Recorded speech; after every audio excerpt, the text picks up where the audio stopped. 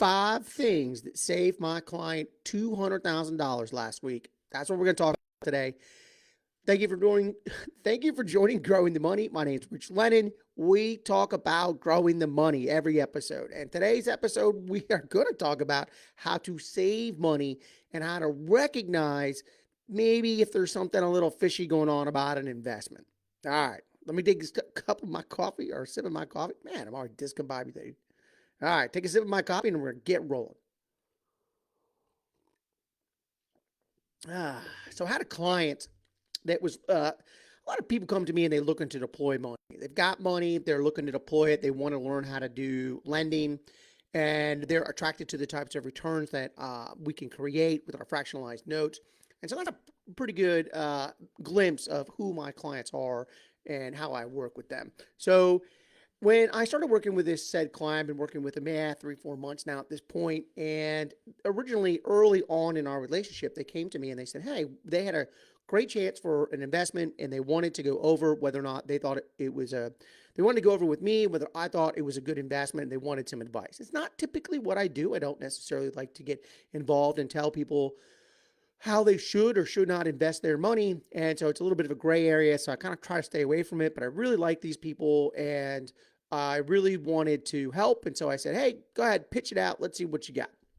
And so they had what we will call an opportunity to invest $200,000. And they were approached by some colleagues and some friends, and they had some business relationships.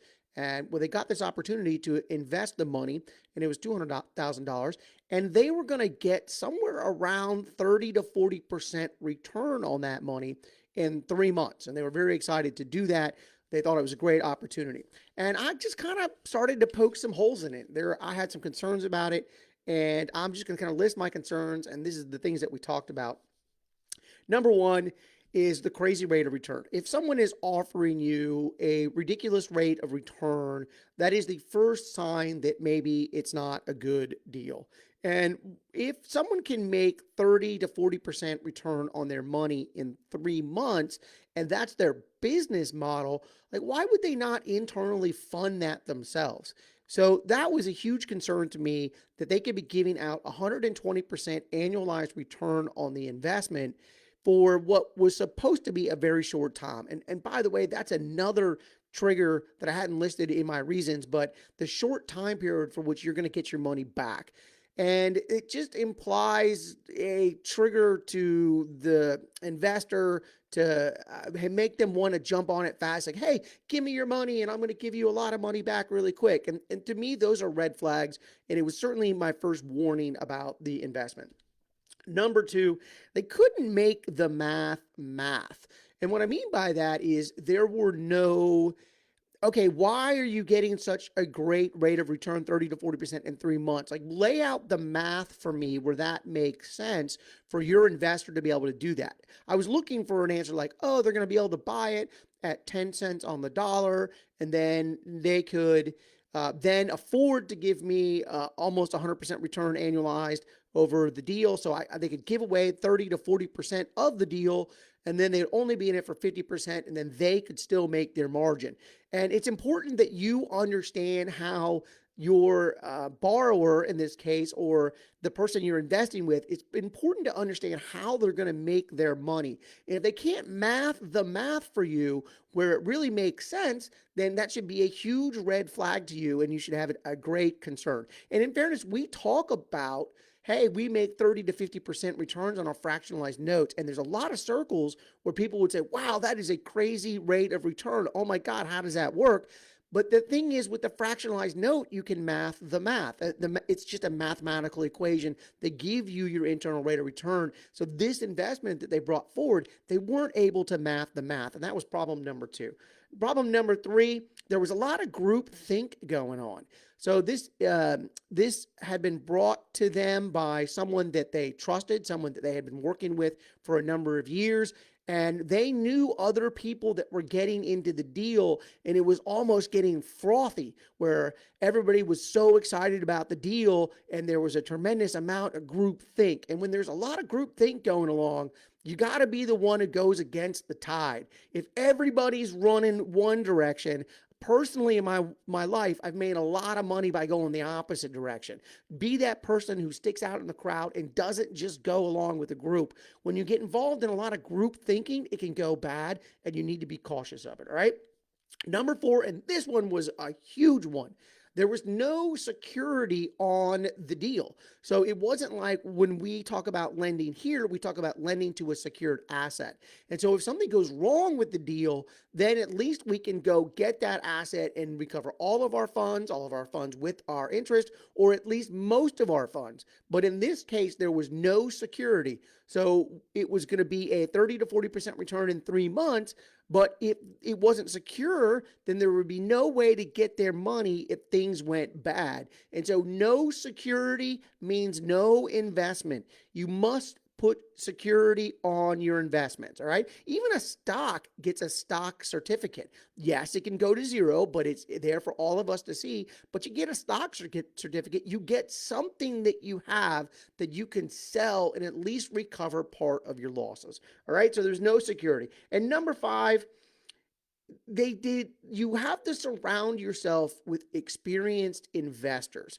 And everybody that was doing this investment was an inexperienced investor. They didn't have they had the finances to go ahead and make these types of investments, but they didn't have the experience to recognize maybe the problems that were one, two, three, and four. So it is extremely important the people that you surround yourself with.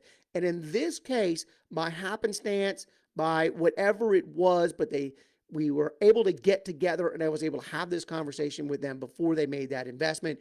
And because of their circle that was around them, and at this time it happened to be me, but it certainly could be other friends that you have, other experienced investors. It certainly doesn't just have to be me. But it is helpful to have people that have been where you want to go and people that can smell these things out a little bit can really be beneficial in your life. So who you surround yourself with and who you tell these people, who you surround yourself is important. All right. Oh God, now I got to take a sip of coffee. And this is a bonus. I thought there's only five, but as I'm sitting here, I'm thinking there is a sixth. And the sixth thing here is they didn't have control. And that is something that I've talked about many times about when you're trying to create wealth. The way you create wealth is you are in control. When you give up control to someone else, you're beholden to that. And that would be an example like I do invest and I do put money in the stock market, but I'm not a big stock market guy. I like to have control of the deals. And of course, that's why I like to do my fractionalized notes because I'm in control all the time. All right, so there are 6 reasons or 6 ways that you need to learn to evaluate investments. And if it's too good to be true, it is likely too good to be true. Because I got a call on Friday from said investor who said, hey, they got a call from everybody else that was doing that investment. And it turns out that investment in a matter of 2 months went all the way to zero and nobody's getting their money back. All right. I also want to mention today, I think it's important to note that Zillow has downgraded the U.S. housing market, and it's for the first time in a long time. Zillow is projecting a negative 1.7% across the United States. So it's very, of course, region and territory dependent, but 1.7% is down. I don't think that's a reason that you should totally start to reevaluate and bake into your formula more security. So like now I tell people 70% minus repairs. I don't think it has to be 68% minus repairs. If you get what I mean about we're adjusting our underwriting based on our future projections. I think a 1.7% is worth noting. I think it's worth paying attention to, but I don't think it's worth panicking. But it does appear that we are starting to see the stress come into the real estate market. We've been predicting that stress for a long time, and it's just kind of playing itself out. All right, make sure that you surround yourself with people that can give you good advice when you're making investments. My name is Rich Lennon. Go check out my Smarter Wealth Blueprint at richlennon.com. If you're interested in finding out how I move my money 30 to 50% when I'm in control, figure out the math, right? The math is in the Smarter Wealth Blueprint and see if the maths, and that'll help you out a lot in this process. All right, my name is Rich Lennon. Thanks everybody for coming out, and I will see everybody soon.